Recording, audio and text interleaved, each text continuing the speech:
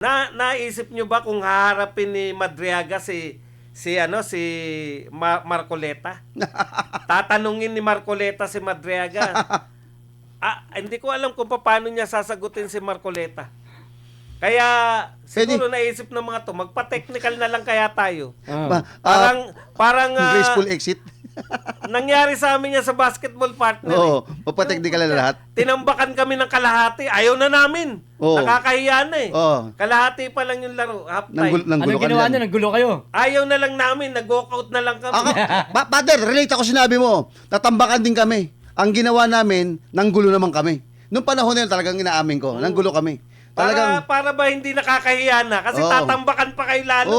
Nanggulo kami nun. Ganyan. Parang ginugulo na lang nila. Ako, tingin ko, ganyan na lang ginagawa ng mga eh. Kasi mapapahiya lang eh. Alam naman nila kasi wala namang Madriaga yung pangunahin mong tapos haharapin nila Marcoleta. Ang dami, kahit po ganyan, mga pilosopo rin yung mga tao riyan sa Senado. Sila Cayetano. Yung magkapatid na Cayetano. Yayariin kayo dyan. Yayariin Mabuti kung magtatanong yung Committee de Silencio, walang problema. Yes naman lang, yes yun eh. Committee de Silencio. Kaya sa tingin ko, baka hindi na naman umabot yan, baka hanggang Senate lang, baka hanggang Supreme Court na naman yan. Aangal na lang sila. Talagang Supreme Court. Mas maganda yung at least may katuwiran ka katuwiran. na. Hindi naman kami natalo. Talagang pinulitika lang kami na Supreme Court. Di ba? Partner, dahil dyan. Palusot. Alam naman po natin, yaman na pag-uusapan na gusto pong matanggal po mga kabayan, si Vice President Inday Sara Duterte sa pamamagitan po ng impeachment. At ito na nga mga kabayan, kampo ni BP Sara is napubliko ang ilang ebidensya laban kay Madriaga. Ito na nga. Grabe Sa isang Facebook post, ibinunyag ni Attorney Paulo Panelo ang mga dokumento na testimonya na umano'y pagpapatunay na walang kaugnayan sina Vice President Sara Duterte at Ramil Madriaga. Batay sa affidavit ni Attorney Ryan Kilala, isa sa mga testigo na kasong perjury laban kay Madriaga, pinabulaanan nito ang aligasyon ng inutusan ng busy si Madriaga na buuin ang grupong Isip Pilipinas.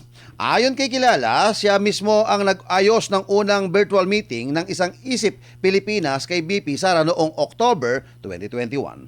Patunay umano ito na walang direktang kaugnayan dalawang bago ang naturang ganap. Dagdag pa ng kampo ng BC, hindi rin inimbitahan si Madriaga sa inauguration. Isang detalyadong kumukontra sa kanyang pahayag na matagal na umano siyang malapit kay BP Sara.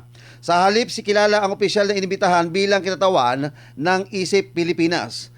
At nakadalo lamang raw si Madriaga bilang kapalit ng BC based sa screenshot ng RSVP nagpapatunay na hindi siya kabilang sa orihinal listahan ng attendees. Giit ni Panelo, hindi tugma ang mga pahayag ni Madriaga sa mga ebidensya ng kanilang inilatag, lalo na sa usapin na umano'y matagal ng relasyon nito sa BC. Binigyang diin din pa ng kampo na may malinaw na basihan ang kasong perjury laban kay Madriaga.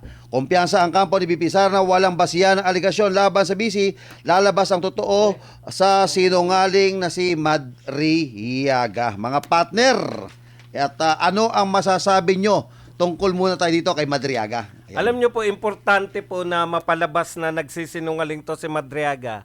Dahil eto lang po, yung tanging merong ebidensya so far, yung testimonya lang po ni Madriaga, ang ebidensyang hawak ngayon ng House of Representatives.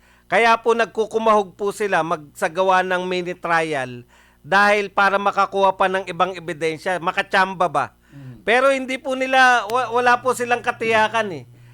Nakita ko na po yan sa aktual nung panahon po ng impeachment ni Corona, no?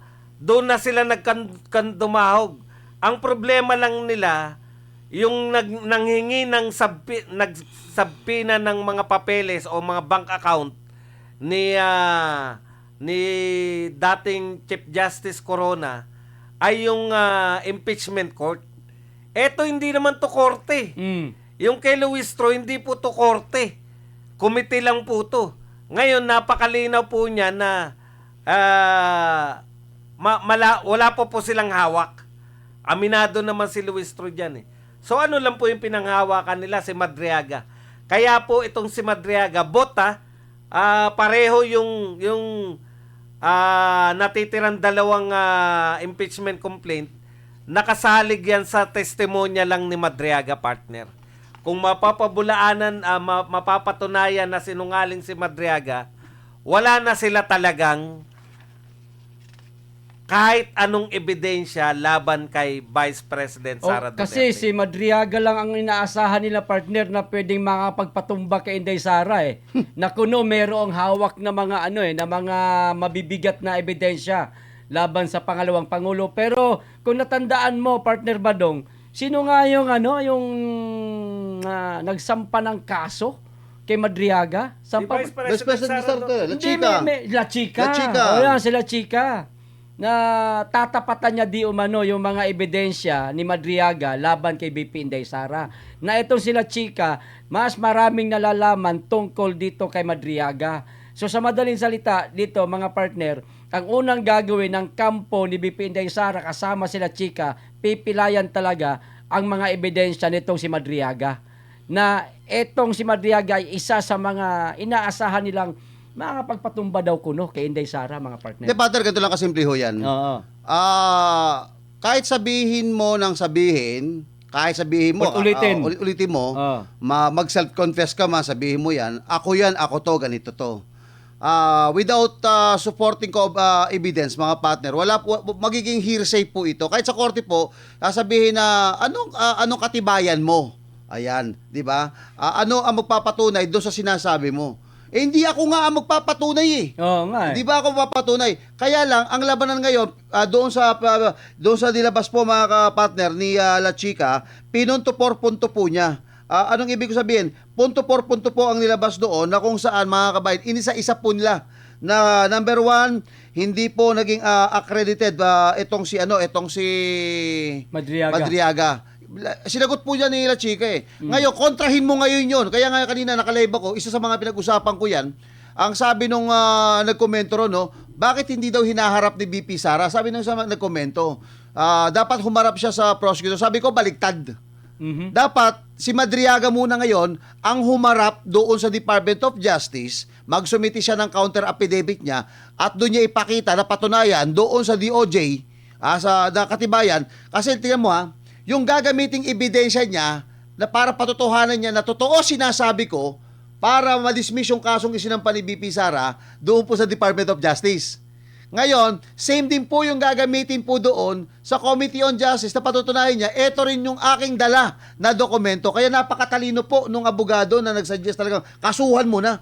Why? Kasi nga po, doon mo malalaman ang magdidetermine, dalawa po ang magdidetermine, Congress tsaka DOJ. Kaya Madriaga, lalaki ka siya, sabi mo, di ba? Mayag balls ka.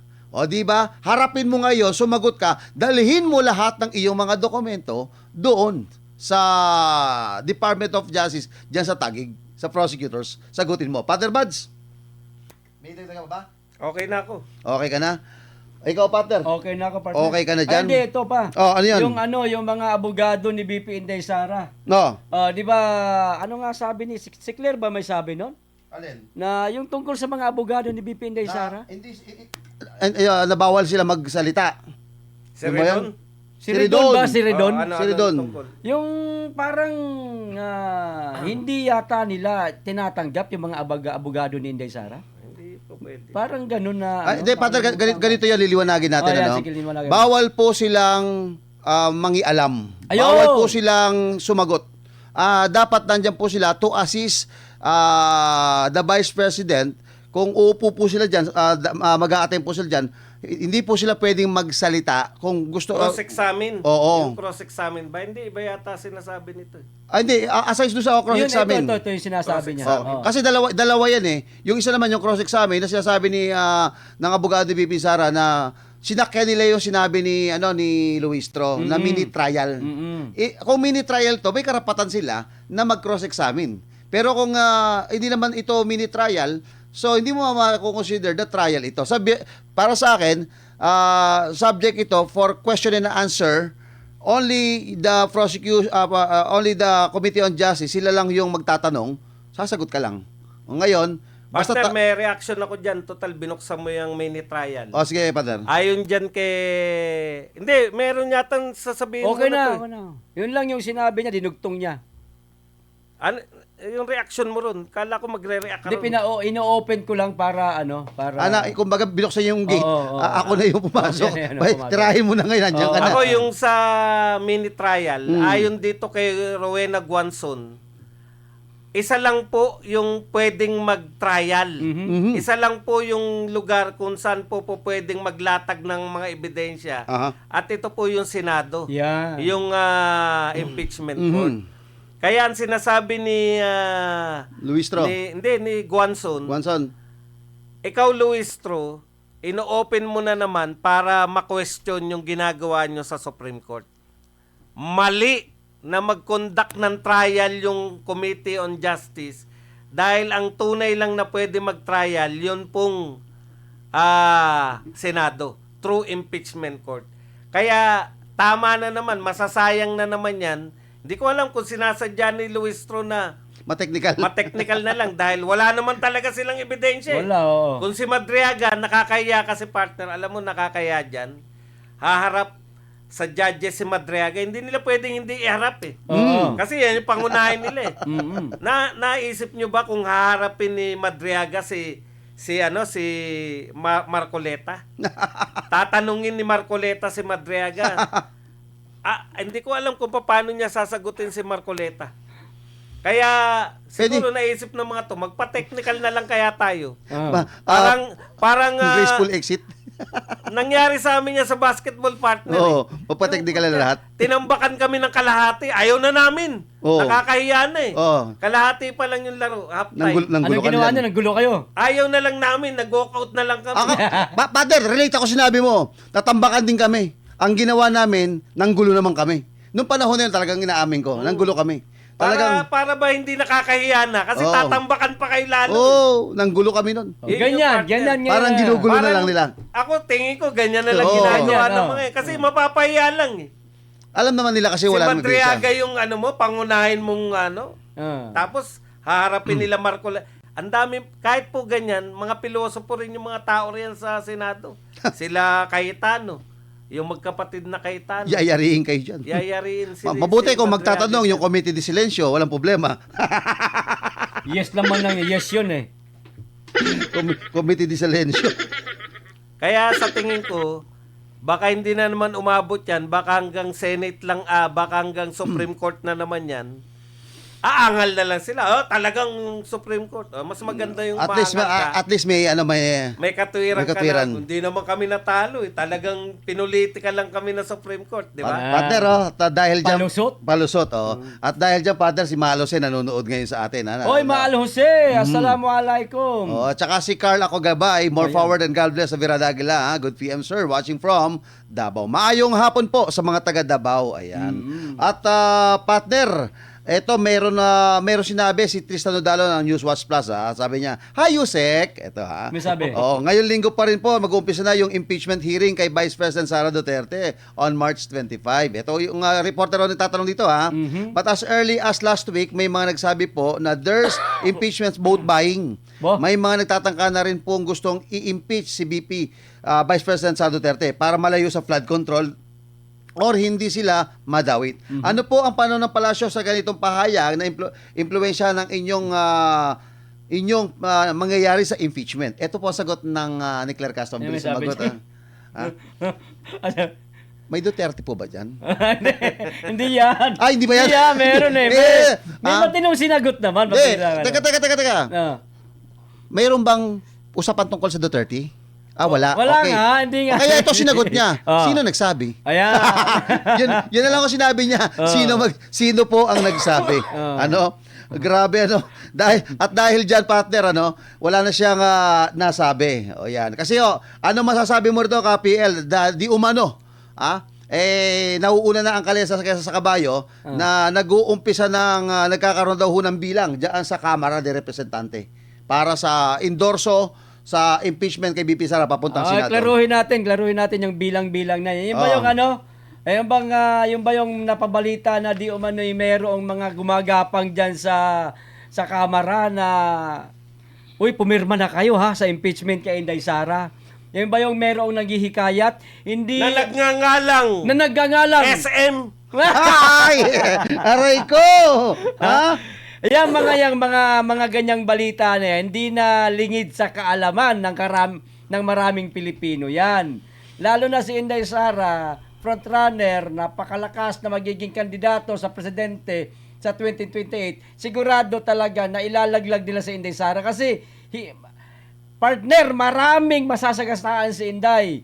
Marami siyang maipapakulong. Marami siyang sisingilin. Oras na siya maging presidente.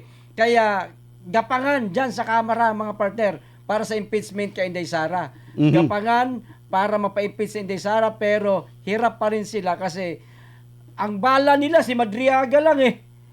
Oh, nandiyan na, lumitaw pa sila Chika. Ay, mahihirapan sila. Alam mo partner, at ulitin ko lagi kung binabanggit ito, di nakakasawa kasing balik-balikan to. Oo. Na may napansin ba kayo doon sa Quadcom? Noong panahon na nag-iimbestiga sila sa Quadcom at tinitira ang mga Duterte. Sabi ko, binabalikan ko yung si Jimmy Guban. Ginamit ito ng mga Quadcom eh.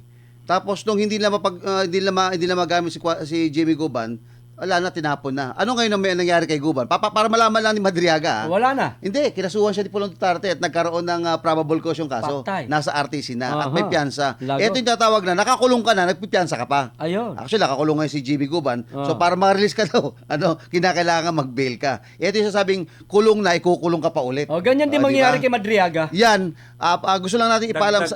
Oo. Sentensya. Oo. Oo. Hindi, ito naman, si Madriaga, nakakulong na kapag ka nagkaroon ng, alam ko magkakaroon ng probable cause itong kaso kay Madriaga, nakakulong na po at ikukulong pa. Pagsisilbihan ka ng warrant of arrest yung nakakulong. Naku po. O, di ba? Oo. Oo. Tandaan nyo yun, sinet aside na ho ng Quadcom.